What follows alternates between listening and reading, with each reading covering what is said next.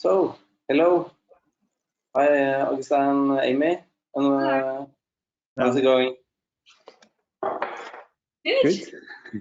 You? Great. How are you? I'm fine, thank you. I'm glad to hear. So, I just wanted to welcome you and our viewer and listeners to this fourth edition of the web seminar hosted by Flock. So, today's theme is about designing furniture for the future office. So, first of all, I would just want to present myself as well. That my name is Øystein Austad, and I'm the design manager here at Flock. And then we have our external designers that we're collaborating with as well. So, Augustin, I was just, could you please tell me about yourself and what you are doing? So thank you, Øystein. So my name is Augustin Scott. I'm one of the three founders of Big Game Design Studio. We have been working together now for more than 16 years. And our studio is established in Lausanne in Switzerland, and we work for international clients. We're very diversified. We do furniture, watchmaking, tableware, interior design, scenography. And that's what we like about being a designer, is that you can work in many different fields. And we are very fortunate to collaborate with Flock on a number of projects, and with a great pleasure. That's great. And the same for you, Amy.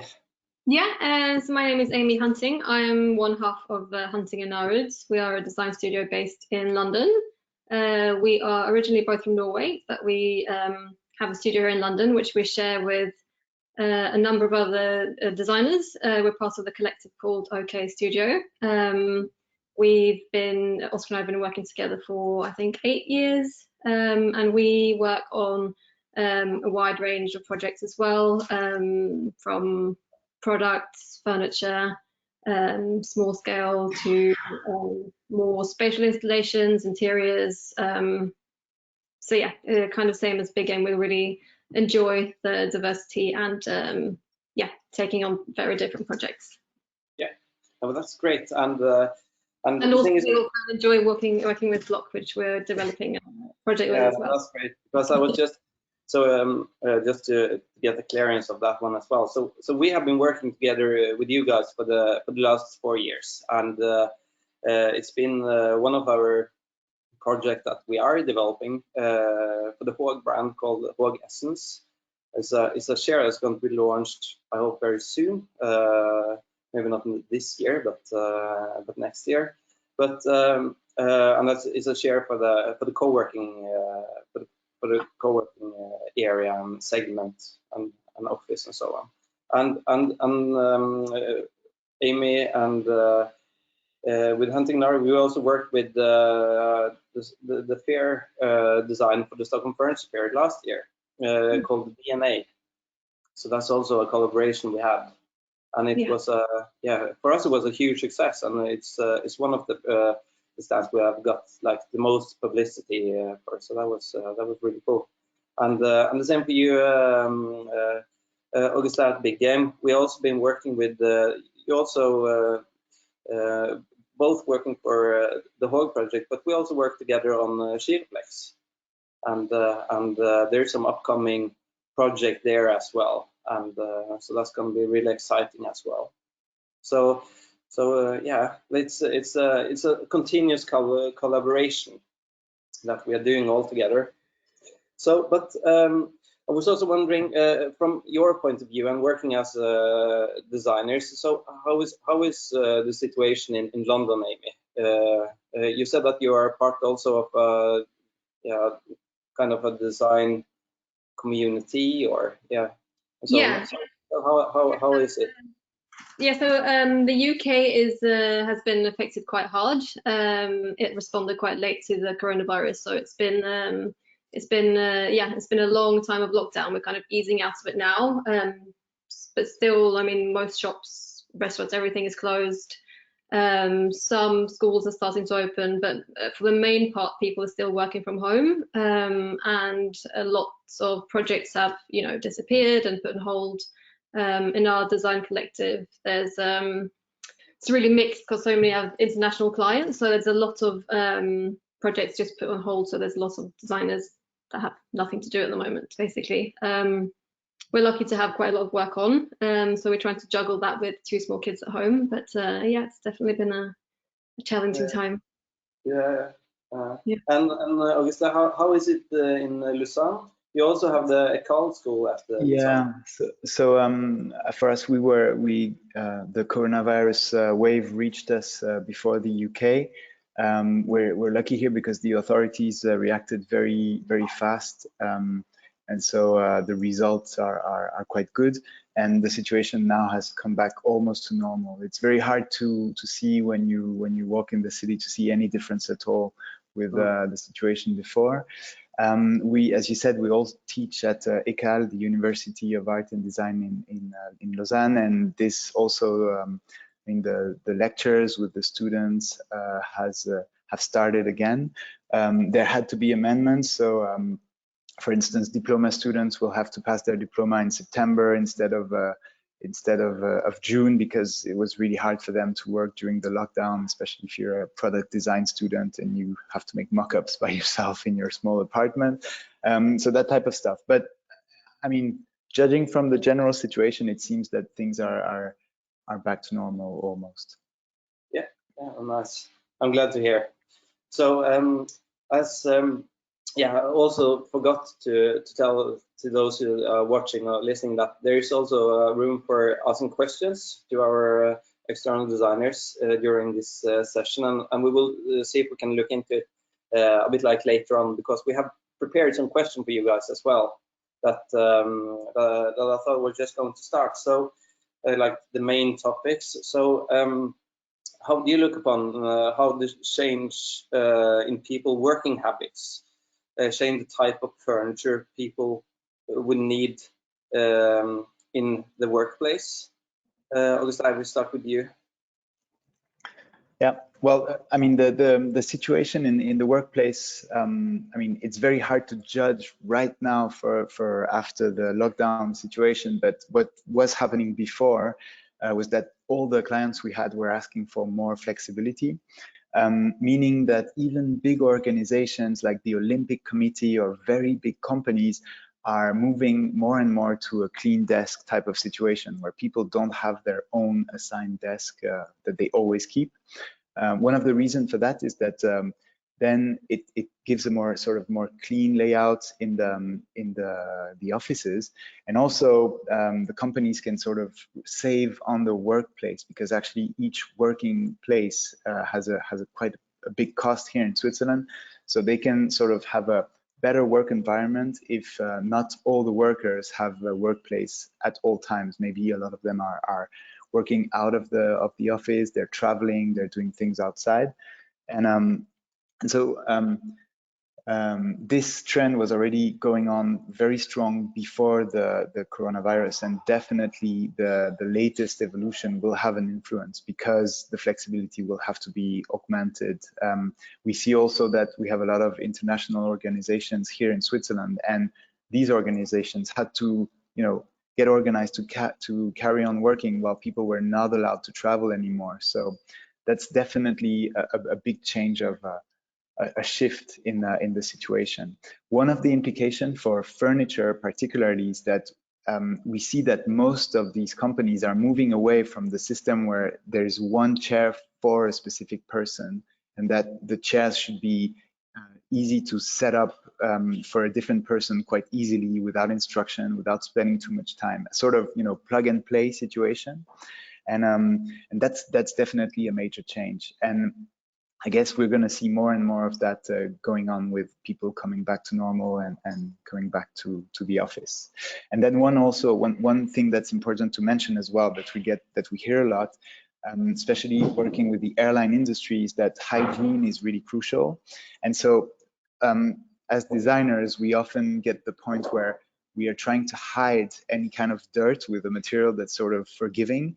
And now people are more asking for materials that visually showcase that they are clean, so that there's a sort of proof of cleanliness.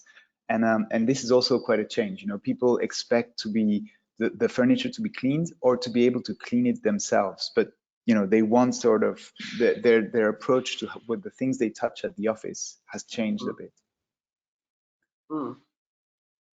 What about you, Amy? Do you have like some comments to what Augusta just Yeah, said? I mean, yeah, I think we'll continue to see the same development, which has been happening for a long time in terms of flexibility with work. And I think also what this period has shown is that there's so many tasks that we can do at home in a home office, like, you know, the heads down, concentrate, focus work. But I think the office will still have its place for the social aspects, meetings, workshops, and I think maybe we'll see change in what we'll do at home and what we'll do in the office, and that will probably respond. We'll see that respond in furniture as well. And I think for the home office, I've spoken to so many people during lockdown that said they had to just order an office chair straight away because they didn't have, you know, a setup at home, and people just kind of go quickly online, buy you know, something that's available, and then they'll feel that they have some kind of ritual at home where they actually sit down and there's some kind of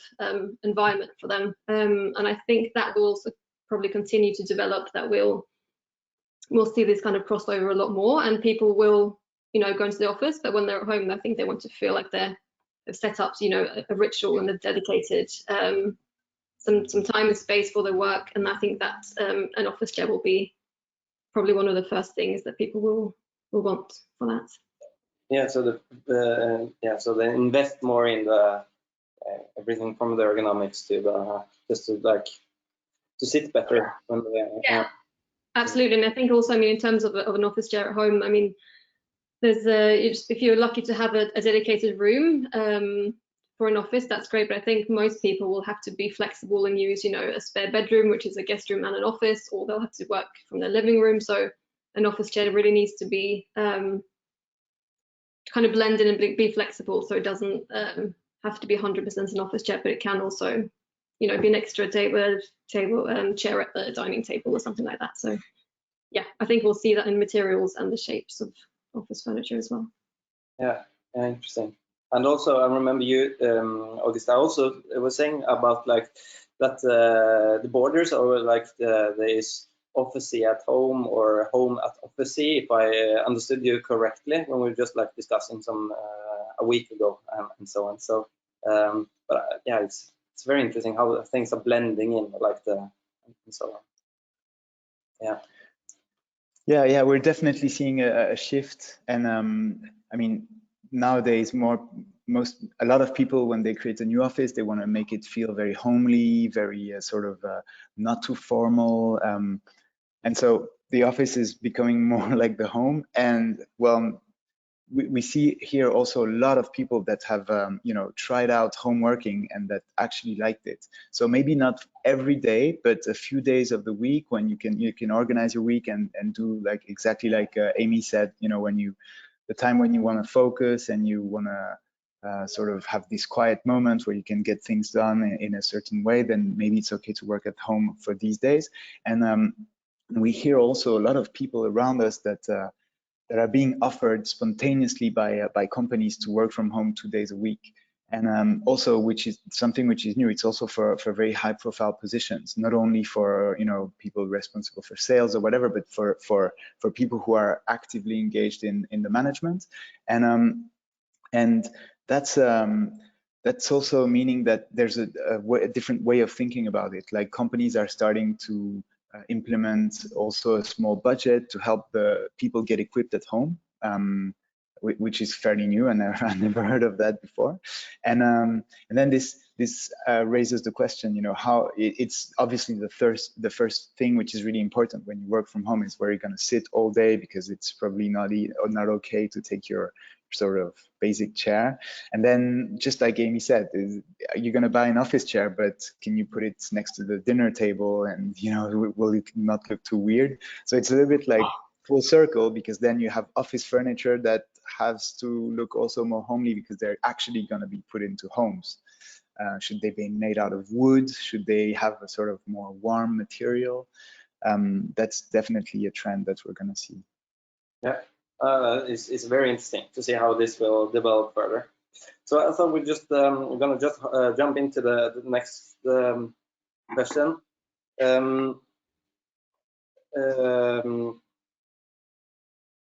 Yeah, flexible working is here to stay. How do we see the need for home office furniture changing in their future? It's a bit like overlapping, but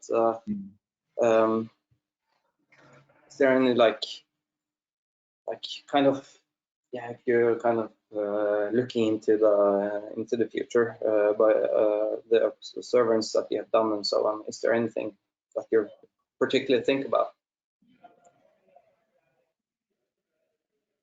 Amy. Yeah, I mean, we discussed this just previously, but I think the flexibility is going to be really important, and also that we'll see, probably in the office you'll not have your personal chair. You'll have to be adaptable and flexible. So I think that's just going to continue as well. Yeah, and maybe you're going to see a crossover because a new chair which will be fit for this new office situation, which may also be quite adapted for people wanting to have an office chair at home. Yeah.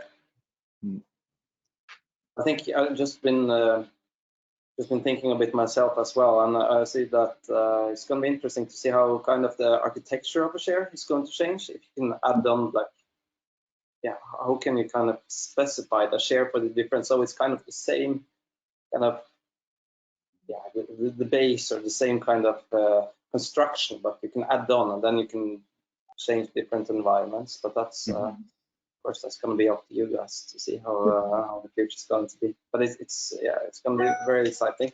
So yeah, I'm just going to jump directly into number 3 then. With many people having to do more with less during our lockdown environment, do you think there will be any lasting respect for more sustainable and long-lasting furniture? How do you think about that? If you start with you, Augusta. Yeah, so absolutely. I mean, also this is a trend that was there before, but it was really accentuated by the situation, and in ways that are a little bit obvious, but second-hand market is very important, and we all know that the most durable way of buying a piece of furniture is to buy it second-hand, because you're eventually not having to produce a completely new piece.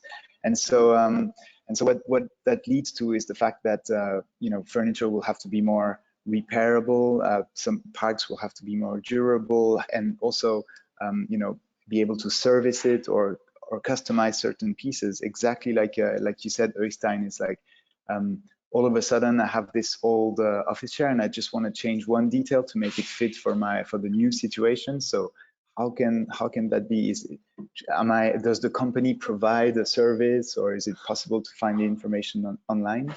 Also, a fun fact, during the lockdown, we decided to declutter a little bit the studio, which was super messy.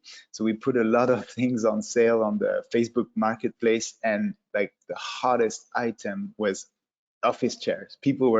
Everybody was asking for office chairs. Do you have office chairs? Like walking up to the studio asking for that.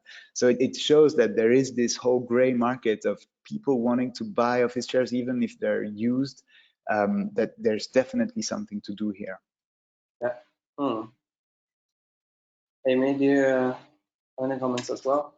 Yeah, I think a lot of people have. I mean, since we've spent so much time at home, people have really examined their home, their space, their things, and I think a lot of people have done, as you always done, and decluttered, because I don't know if this is a thing in other places, but in the UK, people put things outside their house if they don't want them anymore to get rid of them, and the street has just been filled with stuff. It's been like old DVDs, CDs, broken things, old toys, and you can kind of see a theme is that things that you can't repair are things that have gone out of date, and people have just like gone through the homes and say, this is just taking up space, I don't need this anymore. And I think people are doing like deep clean, kind of default setting, kind of going back to what they need and really thinking about it. And I think you can just see that all the DIY shops, all the online orders have gone up because people are improving and changing and really trying to create a better kind of flow in the house and a better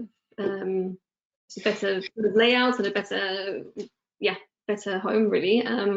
So I think that's really valuable for designers as well, because I think people will probably appreciate well-made things that aren't necessarily in fashion but will last longer.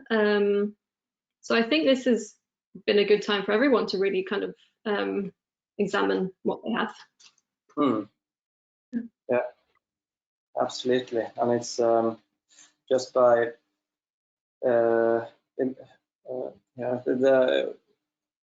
myself has also have been of course been having like home offices, but we have not been having those kind of hard restrictions as the UK. So we have been had the possibility to be that we can be more outside in a sense, Amy. And I think it's been interesting to see like all the different. I'm living in an area where there's a lot of houses, and there's just like all the gardens has been cleaned up. So I think this is the most like, year where all the houses and the gardens are really just like really nicely done.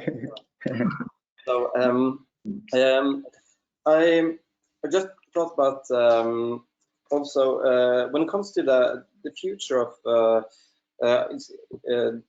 designing and designers as well, like the next generation, and also the role about working as a designer. Do you think that will or how do you think that will change? If we start with you, Amy, do you have some thoughts about that? Yeah, I mean, I think this time has given people a lot of time and space to reflect on their habits and routines, and I'm really curious to see what students and young designers are going to make of this time, because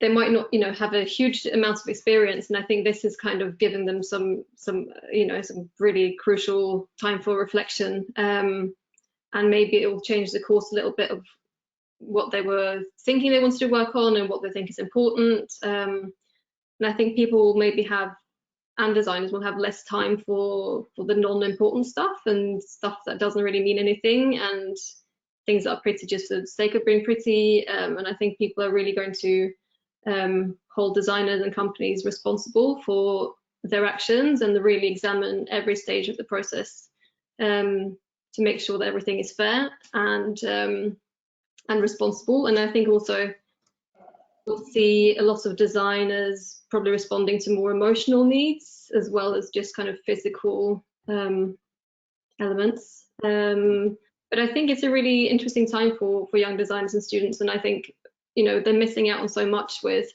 collaborating with other students and the social aspect. So I think it's going to be like a struggle in that sense, and I think also just not having workshops and having resources available to develop, but maybe they'll have more time to kind of think, which is not a bad thing. No, that's a good thing. Yeah, that's fine. Yeah, and I guess we all had to find ways to be flexible and self-sufficient during that time. And I mean, for the students that I know, at least that I teach, well, they were forced to work from home, most of them. And we noticed that quite a few of them have bought like 3D printers, like small ones, really affordable ones, to be able to make their own prototypes and work by themselves. And I think it goes into this culture of, looking up stuff online and finding a DIY tutorial to be able to be completely self-reliant. Maybe you can you can repair something by yourself. Maybe you can, find a way to make this thing that you used to buy.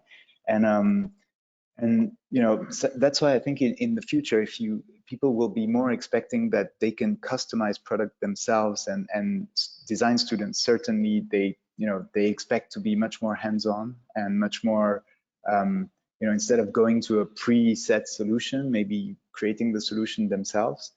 And yeah, that's really something that this whole idea that anybody can have access to any information about how to do things is definitely going to grow. Also, we see it for many generations, like maybe people from 60 plus that were not so handy with technology had to had to make do, and they had to find a way to actually domesticate the technology. I mean, you know, people the generation of my parents, they've become like super good at, you know, like social media and stuff like that. I mean, they're the most active followers of our Instagram page and stuff like, I mean, for obvious reasons, but they're like, it's yeah, it feels like, you know, with the technology and being forced to find makeshift solutions really drives the creativity in people, and especially design students. Yeah, very nice. Yeah, my mom also has been a Facebook member now, so I do share your thoughts on that one. It's a giant. It's a giant step, isn't it? Going into that direction when it comes to like an overall knowledge when it comes to this, yeah, social media and how to meet. So there's one question here that we've got. So I just wanted to ask you guys, when you talk about hygiene, what is the practical measure you as a designer can do to improve hygiene, especially for the shared furniture? Yeah, I think it will be, you know, a few things. You'll see, you know, surfaces are easy to clean, there's simple forms and shapes that are actually kind of wipeable and not, you know, fidgety with lots of extra things. So I think, you know, it needs to be simple in its shape, but also, of course, its materials, that it will be actually managed to clean them.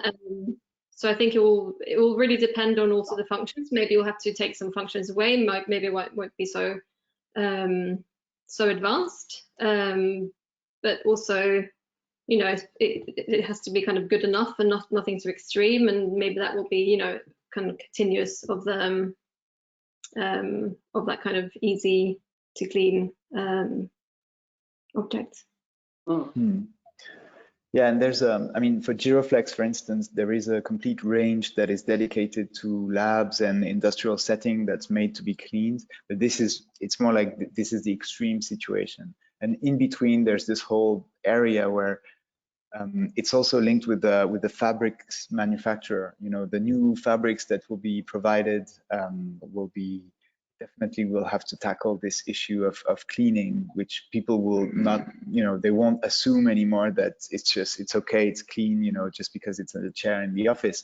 And I think, Amy, you hit the nail on the head when you say of reducing the functions, because it's true, the less levers, the less settings you have, it's also less opportunity to get things that are, you know, things to clean, things to maintain. So definitely that's a trend that we're going to see. Yeah, well, that's great. Yeah, thank you. And yeah, I don't have a more overview when it comes to the questions, but and I think we also used over 30 minutes for this talk. So I think it's yeah, I think then it's I think it's more than to close up and so on. So I just wanted to thank you both very much for taking part of this blog web seminar, 4th edition. So it was great to have you both taking part. Thanks for having us. Yeah, great. Thank you. But we will stay It's in a contact pleasure. then, the next different project to develop. Yeah. Sure. Have a nice day then, and talk to you later. You too. Bye-bye. Bye-bye. Bye.